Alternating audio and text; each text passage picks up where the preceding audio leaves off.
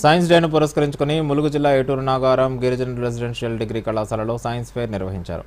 పలువురు విద్యార్థులు తమ ఆవిష్కరణలను ప్రదర్శించి వాటి గురించి వివరించారు. ఈ సందర్భంగా ప్రిన్సిపల్ శ్రీవాణి మాట్లాడుతూ విద్యార్థులు చేసిన నూతన ఆవిష్కరణలు ఎంతగానో బాగున్నాయని కొనియాడారు. విద్యార్థులు ఇప్పటి నుంచే నూతన ఆవిష్కరణలపై దృష్టి పెట్టడం ద్వారా సంతోషకరమన్నారు. ఫిజిక్స్ లెక్చరర్ డాక్టర్ నవీన్ మాట్లాడుతూ విద్యార్థులు చేసిన నూతన ఆవిష్కరణలు ఎంతగానో బాగున్నాయన్నారు. విద్యార్థులను ఇలాగే ప్రోత్సహిస్తే దేశంలో కొత్త కొత్త ఆవిష్కరణలు తయారు చేస్తారన్నారు.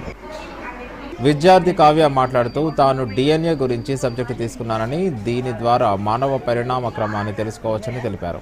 జన్యుక్రమాన్ని తెలుసుకోవడం ద్వారా వంశపారంపర్యతను తెలుసుకోవచ్చని చెప్పారు. ఇక్కడ పిల్లలు చాలా experiments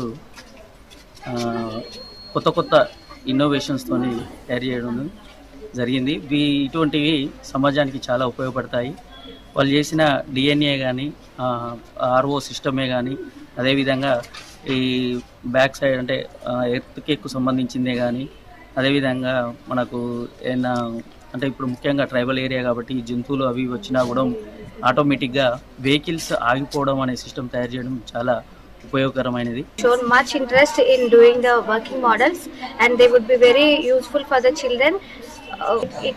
In future it might be very useful and they will achieve on the national level, and we are expecting for the more this type of programs in this college, and thank you for this cooperation. DNA made up of 3 components: nitrogen base pairs and phosphate groups, deoxyribonucleic acids.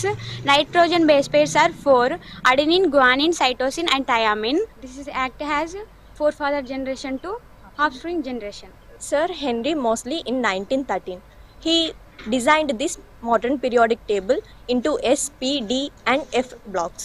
This S block contains all metals and P block contains non-metals and metalloids. Metalloids means this have characters of metals and non-metals. ఈ రోజు నేను rain water harvesting గురించి explain చేశాను.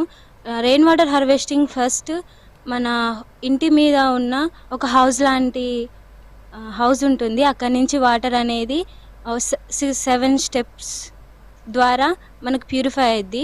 ఆ వాటర్ని మనం domestic పర్పస్లో use చేసుకోవచ్చు.